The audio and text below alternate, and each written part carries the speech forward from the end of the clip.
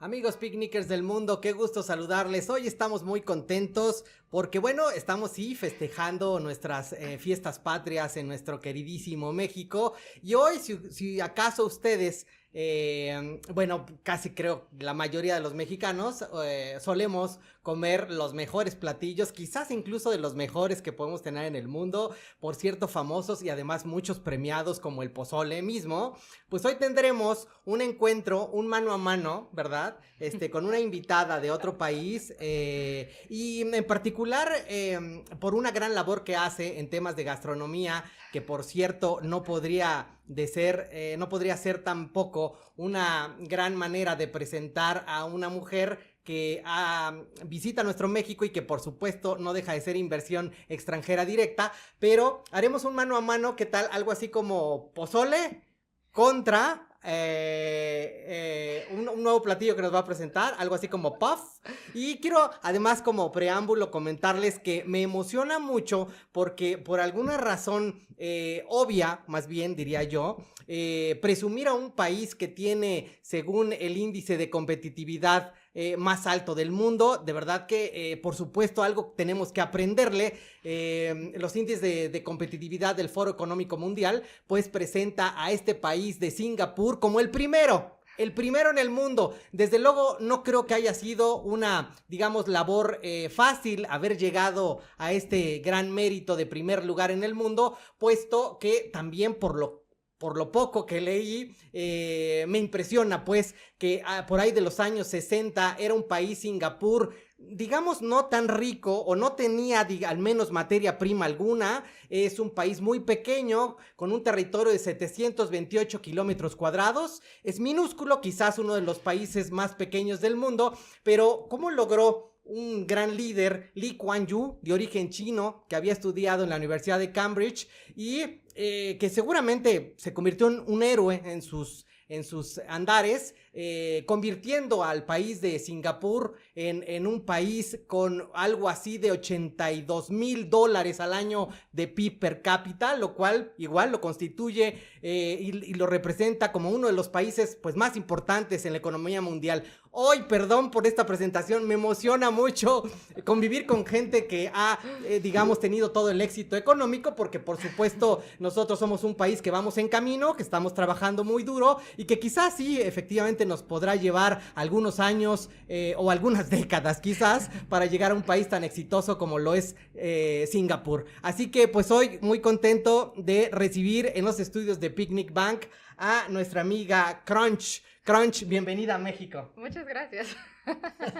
Crunch, miren, además que un nombre que está muy vinculada con la comida, pareciera pues ser Crunch la onomatopeya del como la mordedura que hace uno al comer, ¿no? Como chasquido, crujido, pues, parece pues algo irónico o fortuito el hecho que ella se llame Crunch y se dedique a preparar comida singapurense. Entiendo que esta gran mezcla que como muchos países logran llegar a una gran identidad gastronómica, como es el caso de Singapur, de los cuales los migrantes llegaron de China, de la India, de Malasia mismo, y que conforman precisamente este crisol de identidad nueva que, por cierto, hoy ya es patrimonio cultural intangible de la humanidad por la UNESCO. Así que pues me da muchísimo gusto compartir estos platillos del pozole contral. Platícanos, Crunch, ¿cómo se llama este platillo? Este platillo se llama un curry puff.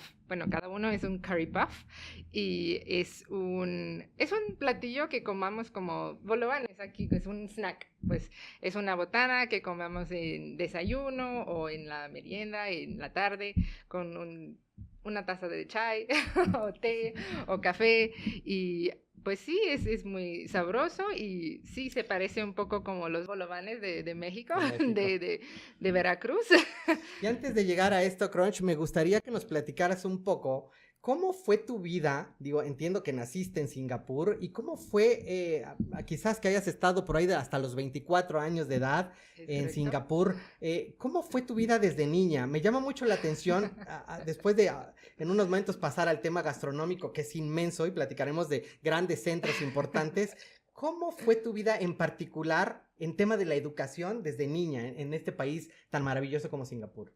Pues es interesante que me preguntas esto diciendo que Singapur es uno de los países más competitivos del mundo y eso sí es correcto y lo sentí mientras estaba una niña, era una niña y estudiaba en las escuelas de Singapur, que sí es muy competitiva y esta presión llega a los niños y niñas desde los 3, 4, 5 años, ¿no? Y sus papás les empujan a estudiar más, a como lograr los mejores éxitos en académicos, porque eso es súper importante en Singapur. Es en una de las maneras que vas a lograr éxito en este país, porque sí es un país súper caro de vivir, el costo de la vida es muy alto, entonces si no tienes un buen trabajo y pues puede ser que no tengas tantas oportunidades de conseguir trabajo y para eso necesitas estudiar muy duro, calificar muy bien en todos los exámenes y es mucha presión también para los niños y niñas y interesantemente creo que Singapur también tiene uno de los niveles más altos de suicidios entre adolescentes y niños porque hay mucha presión y hay algunos niños que deciden que me fallé en este examen y pues mi vida no vale nada y ya. Claro, como todos los países hay, digamos, luz y sombra, pero en particular leía un libro de Naomi Klein y que hablaba de la monocultura y que decía que la mayoría de los jóvenes en el mundo se van pareciendo cada día más, es decir, de todas las naciones por esta especie de globalización, pero me sorprende más que algunos países como Singapur de alguna manera se sacudan para sí parecerse por, digamos, la gran ola que te lleva en el mundo, que cada vez nos parecemos en costumbres, pero que ustedes hayan dado un paso, digamos, adelante en temas de educación, no debe de ser fácil, y ustedes lo lograron. No sé si fue a través de este gran héroe que tuvieron ministro, o fue también una voluntad también de la misma sociedad, porque entiendo que si Singapur en 1960 no tenía materia prima alguna, quizás hasta importaban el agua, quizás el mayor recurso que tenían en ese momento y el único era el recurso humano, era su propia gente la que hizo salir adelante un país como el tuyo, Singapur. Sí, es correcto, y sí, en ese momento cuando independizamos del Reino Unido y éramos una colonia, y logramos de independizarnos de Malasia también y el líder Lee Kuan Yew decidió que sí necesitamos invertir todos los recursos que tenemos en la gente porque no tenemos ¿cómo se dice? Gasolina ni nada, no tenemos petróleo, nada de eso. Entonces, y también es un país muy pequeño para hacer como agricultura o para poner empresas o fábricas de materiales. Entonces, no había nada más que la gente. Entonces, el gobierno en ese momento decidió que, bueno, vamos a invertir mucho en educación y en crecer a la gente, ¿no? Para que tengan súper altos niveles de literacy. Sí, de electricidad.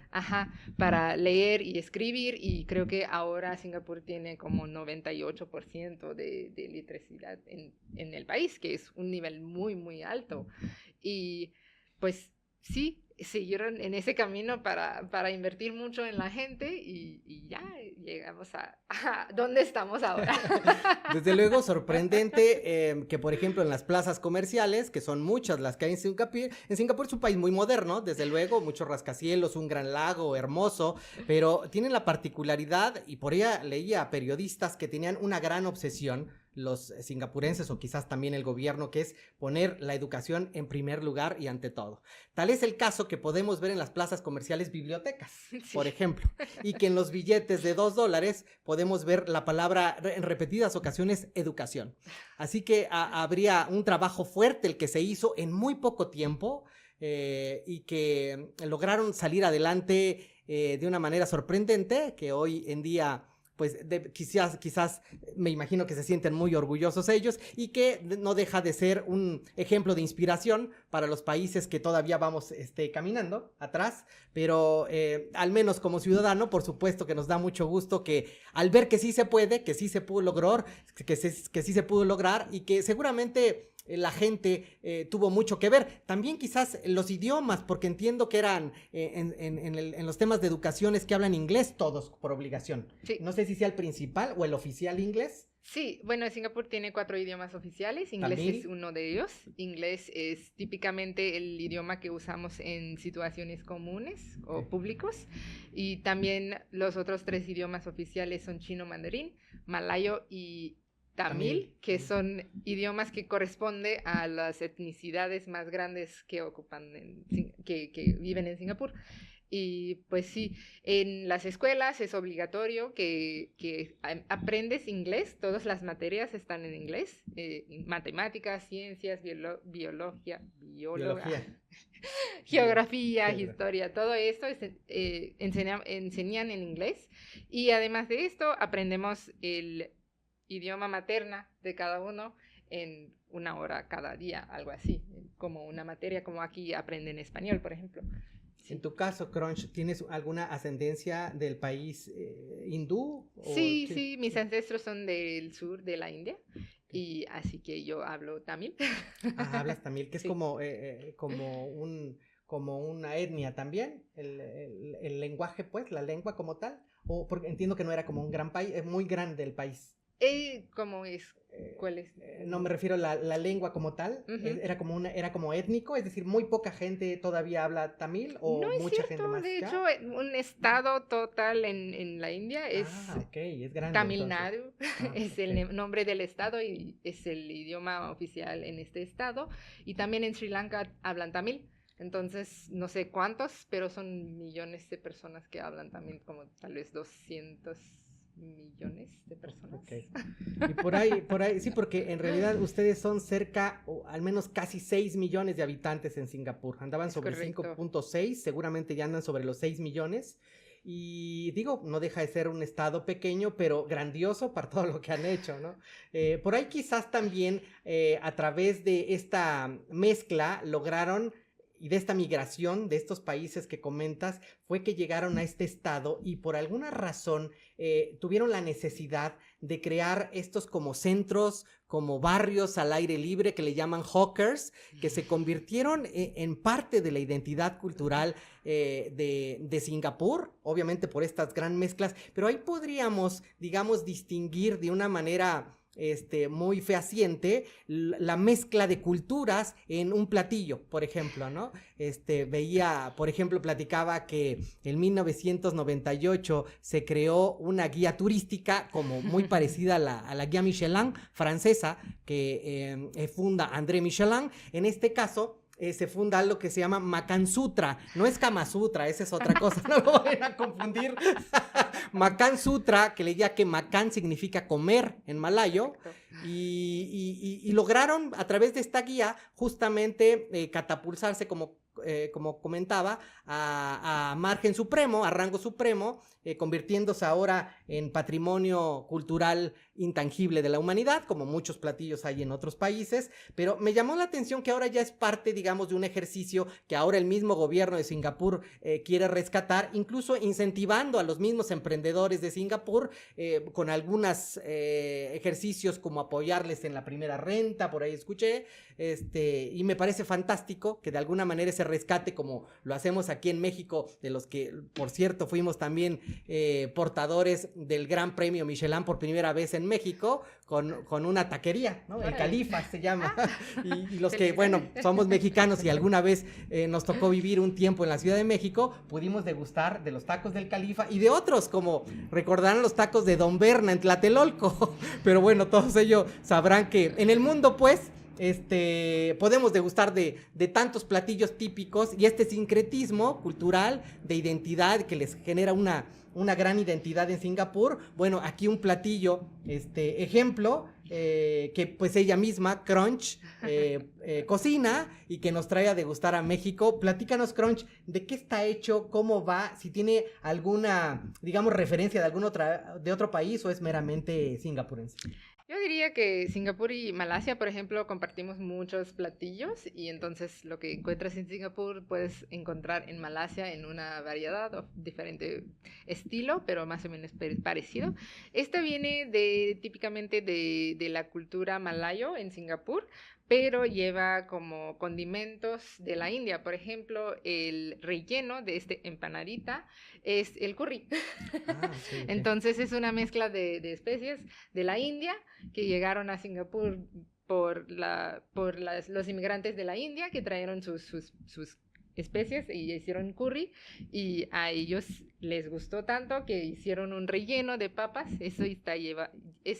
Relleno lleva papas en una mezcla de curry, pero también para darle un poco más de especiedad, como para que quede más firme, usaron una técnica que usan los chinos, que es mezclar maicena con agua para darle para hacerle más espeso el relleno. Entonces, como verán, es una cosa de los malayos, pero que lleva influencias de otras culturas que habitan en Singapur, y ese es típico de cualquier platillo tradicional de Singapur que encuentras por ahí.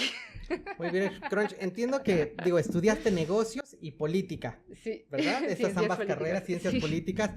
Digamos que en alguna parte de tu vida decidiste emprender. ¿Y cómo fue que llegas por primera vez a emprender un proyecto de este tipo gastronómico? ¿Cómo inicias desde concebir la idea por primera vez de incursionar en un tema gastronómico, ya estando en Singapur, o fue cuando llegas a México? Pues yo llevo 4 años aquí en Jalapa, ya tengo casi 4 años viviendo en Jalapa, y lo que pasa es que me encanta la comida, me gusta mucho probar comida de diferentes partes del mundo, viajaba por muchos años probando comida de diferentes partes del mundo. Okay. Y lo que me di cuenta cuando me mudé a Jalapa es que aquí hay muy pocos restaurantes que ofrecen comida asiática como yo lo conozco. Claro. Entonces, en Singapur tenemos una variedad de comida asiática, no solo de Singapur, pero de Malasia, de Indonesia, de Filipinas, de Tailandia, Vietnam, India, China, y todas las comidas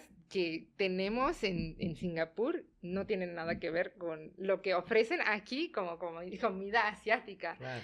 Y entonces yo traía mis especias y mis ingredientes para compartir la comida que me encantaba tanto de mi país con mis amigos y personas que conozco aquí en Jalapa. Y al hacer eso, ellos me dijeron que, wow, está muy rico y no hemos probado comida asiática que es así. No sabemos que existía este tipo de platillos, que no solo es el buffet chino. Sí, claro. Entonces ellos me como impulsaron a empezar este negocio pequeño para compartir principalmente comida asiática con personas que tal vez no tienen la oportunidad de conocer otros países, pero aquí en un plato pueden conocer un poquito de un país tan lejano. Y es quizás que de alguna manera, no sé si por estrategia en México y a lo mejor en otros países, digamos que se tropicalizan los platillos gastronómicos y pierden, digamos, la esencia de su autenticidad. Pienso, por ejemplo, en el chop suey chino o en algunos platillos que a veces quizás ni existen en China. Uh-huh. Y que nosotros los americanizamos, los tropicalizamos, les ponemos el nombre que se nos da la gana e incluso algo peor, y agregamos ingredientes que no tienen nada que ver con un país asiático en este caso, ¿no? Sí. No sé si en este caso obviamente de manera fidedigna podemos, porque a lo mejor también los ingredientes no son tan fáciles quizás encontrarlos en México, y eso entonces quizás pierda, digamos, ese sabor real, uh-huh, aunque nos acostumbremos, pero quizás eso pasa. ¿Qué piensas con respecto a esos países? Digo, y sobre todo de un continente tan lejano, ¿no? Pues sí, es correcto.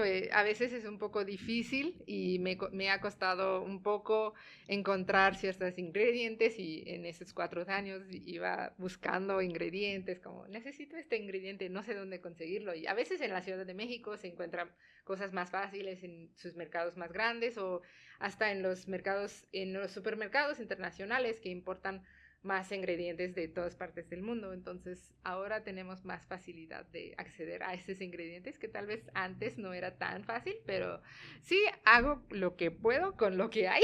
Claro. Y a veces sí es necesario como cambiar o sustituir algunos ingredientes. Por ejemplo, esta es una salsa que hago yo, que es una salsa fermentada tipo sriracha, que es una salsa, la sriracha viene de Tailandia más o menos, y es más o menos parecido a la Valentina, pero aquí como no encuentro los chiles que tenemos allá, tuve que sustituir con jalapeños, con serranos, con habanero, con chile manzano. Y entonces el sabor es distinto, pero más o menos está ahí. ¿Qué tan picante, qué tanto el chile o el picante como tal lo usan en Singapur? Usamos bastante. ¿Más que México? Yo diría que sí. ¿En serio? Vamos a hacer una competencia.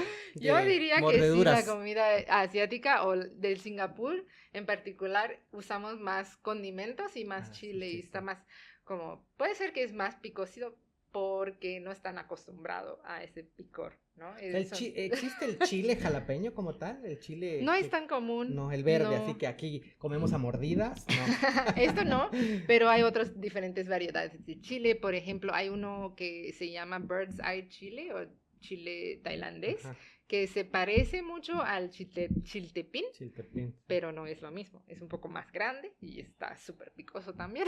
Okay. Entonces, en lo general, sí tiene una gran variedad de picante en su comida. Sí, usamos bastante picante. El picante está, sí, y digamos, de los platillos más típicos de Singapur, aún con toda esa gran fusión que tienen, ¿este podría ser uno de ellos? Yo diría que sí, es muy común encontrar este platillo este snack en cualquier parte, en cualquier hawker center que dijiste.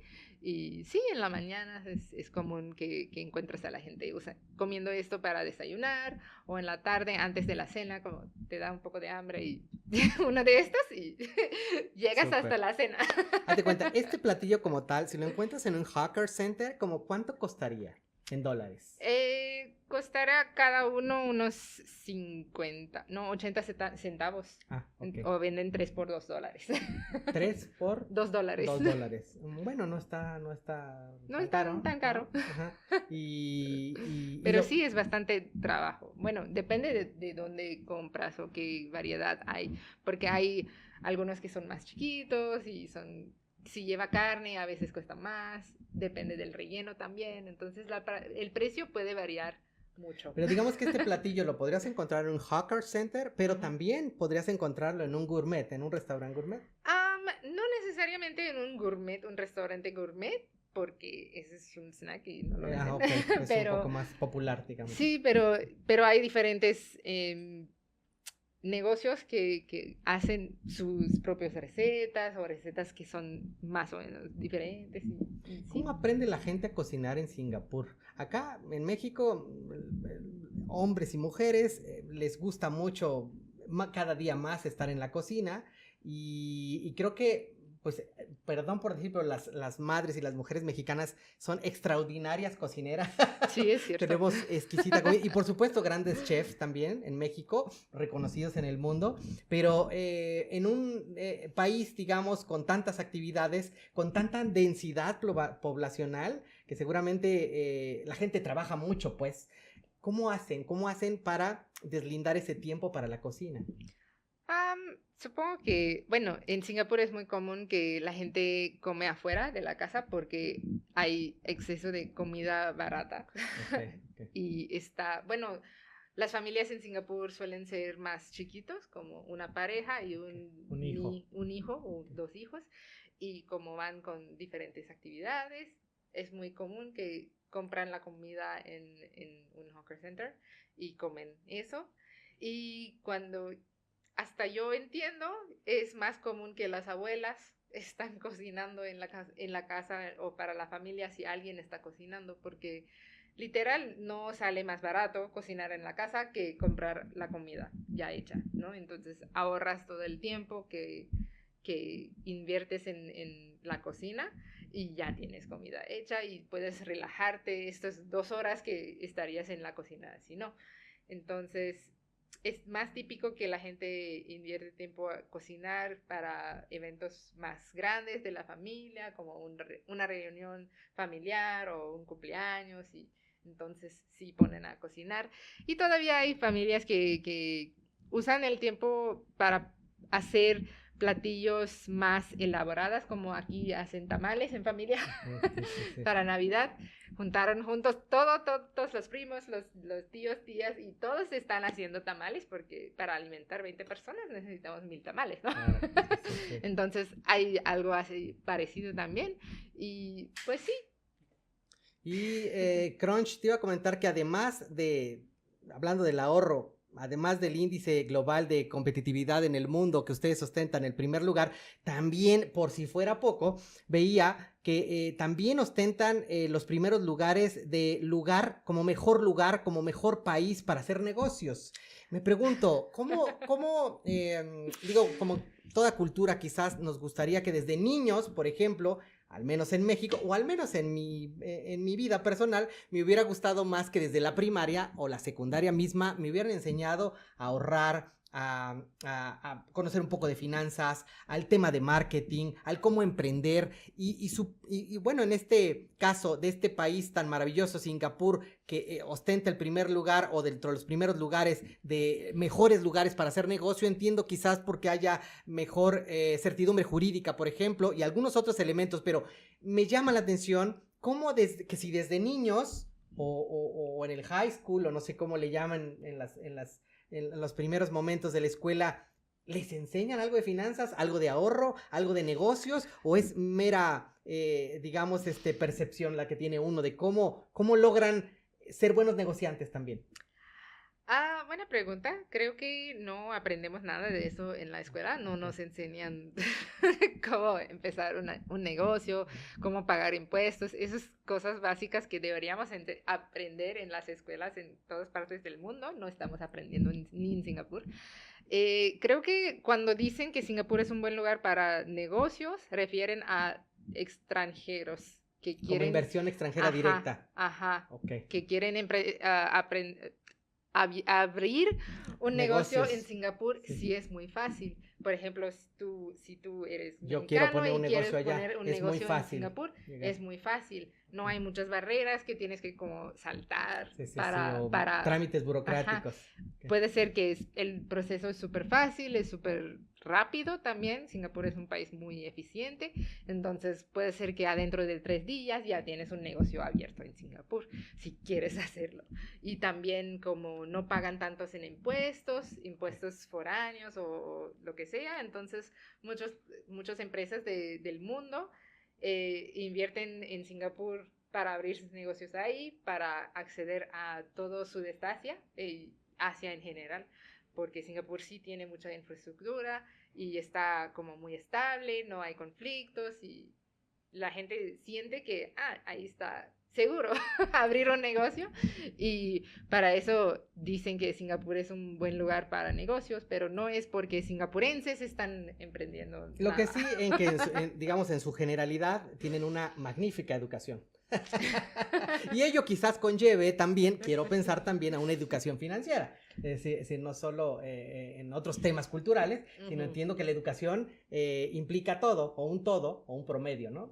Lo cual, bueno, quiero pensar que también, bueno, al menos a través de los Hawkers, verán que buenos administradores y que lograron salir adelante después de grandes batallas que habíamos platicado y de grandes problemas como todos los países, ¿no? Lo lograron de una forma, no debió de haber sido tan fácil, pero sí en poco tiempo. Desde 1960 que ellos tenían un per cápita de $500 al año, pues hoy tener 82,000, casi $83,000 al año su PIB per cápita, de verdad que es emocionante. Así que, bueno, y me preguntaba, aquí en América Crunch hemos digamos, acercado, o ellos mismos han estado muy cerca de todos los países latinoamericanos, en particular incluso Estados Unidos, los chinos, por ejemplo, ¿no? Que tenemos muchísimos restaurantes chinos, buenísimos, famosos.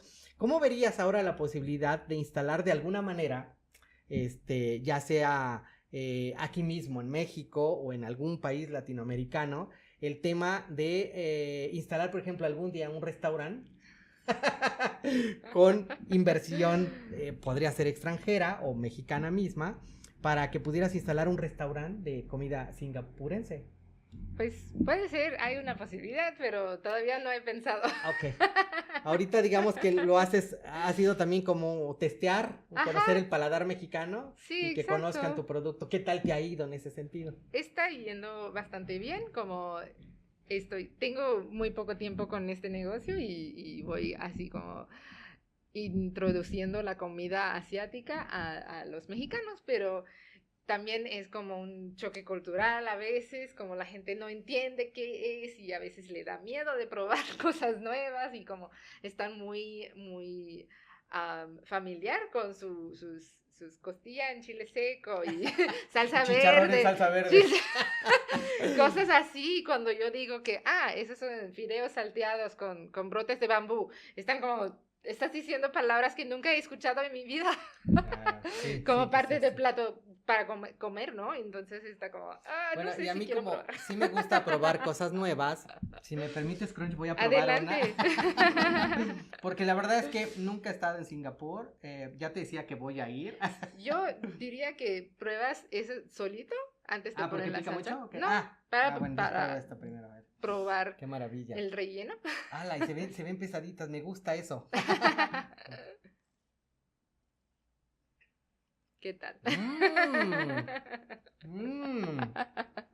Mmm. A ver. No, hombre, riquísimas, ¿eh? Ahora sí que hace uno crunch. Están muy bien rellenas y tienen un sabor muy rico. Es más, ¿esto es papa? Lo que tiene dentro. Wow, muy rico. La verdad es que me gustan. Me recordaba un poco cuando las vi, como las empanadas argentinas, que son muy típicas de Argentina, que también llevan chimichurri, ¿se Sí, llama? una salsa así. Ajá, que es como muy típica. Pero esta tiene un sabor particular, de verdad, no es tan fácil encontrar, porque un paladar mexicano, pues obviamente está uno acostumbrado justamente en primer lugar a nuestros platillos como el chicharrón, el pozole y mucha grasita. Y en este caso tiene un sabor, se me hace como más gourmet el sabor. No sé, ¿este lleva algún aceite en particular? Ese es aceite. Bueno, esos son veganos, de hecho. Yo los hice veganos para unos amigos que están haciendo un proyecto de comida vegetariana vegana. Entonces, que se llama Itacate Colectiva. Deben checarlos en Instagram. Y por eso los hice en estilo vegano, pero típicamente lleva grasa, manteca de alguna forma. Los otros. Sí, los tradicionales. Usan manteca o no manteca, perdón, usan mantequilla. Sí, para darle textura como de capitas en la parte de afuera y lleva mucha mantequilla. Mantequilla. Sí, no es una cosa que debes estar comiendo todos los días, no es lo más saludable, pero sí está súper rico. Además de este platillo Crunch, ¿qué otros platillos sueles hacer o qué otros platillos de Singapur te suelen pedir? Pues yo ofrezco una variedad de comida de Asia en general. Entonces me suelen pedir mucho el pan naan, que es un pan típico de la India, con un curry de coco con pollo, que también es una parte del sur de la India. Y también me han pedido mucho el pad thai, que es el platillo nacional de Tailandia. ¿Pad thai? Pad thai. Pad thai. ¿Y qué lleva ese? Esos son fideos de arroz y están salteados con verduras frescas y un tipo de proteína que puede ser pollo o tofu o camarón. Y está todo salteado en una salsa agridulce. Wow. Está delicioso y lleva cacahuates, chile, limón. Es súper riquísimo. Qué maravilla. Sí. Ese yo te voy a encargar ya, seguro. Muy bien. Ese plato. Y platica, ¿dónde la gente te puede encontrar para algún Instagram o algo para que te puedan hacer los pedidos? Sí, me pueden encontrar en Instagram como Cazuelas de Crunch. Okay. Crunch, así con U, ¿verdad? CRUNCH.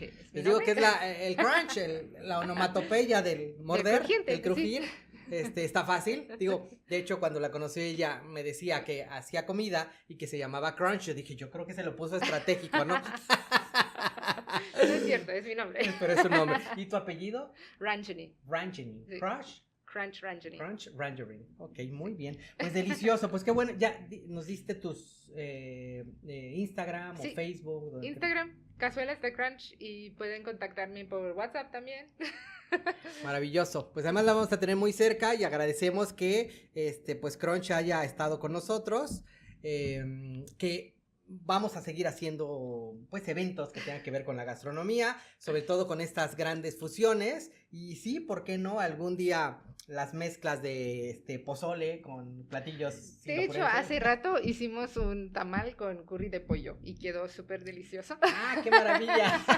Eso era una fusión de la India con México y quedó súper rico. Y la India también tiene una gastronomía fascinante, Exacto, ¿verdad? sí, Y Tailandia, sí, y hombre, y ustedes de alguna manera estuvieron muy cercanos y bueno, fueron migrantes que hicieron esta magnífica, menú, este magnífico menú que le están dando, digamos, mucho de qué hablar a un país como México. Pues Crunch, no me queda más que agradecerte, ¿eh? Muchas gracias. Incluso, yo no sé, lo poquito que yo leí, de Lee Kuan Yew, este gran líder de Singapur, dijo unas palabras por las que ya quiero termino este capítulo, que me pareció fascinante y si acaso él murió creo que en el 2015, pues dejó unas palabras como un legado que me gustaría compartirlas a todos mis amigos mexicanos, a todos los picnickers del mundo. Estas son palabras de Lee Kuan Yew, exministro del país de Singapur, de la cual ella es ciudadana, y dijo: si solo eres un realista, fracasarás. Debes ser capaz de elevarte por encima de la realidad y decir, esto también es posible. Lee Kuan Yew. Amigos picnickers, les agradezco muchísimo el haber estado con nosotros, compartiendo con una ciudadana de aquel país de Singapur, maravilloso, primer lugar en competitividad en el mundo. Así que, Crunch, muchísimas gracias por estar con nosotros. Muchas gracias a ustedes. Estamos en contacto, nos vemos hasta la próxima, picnickers.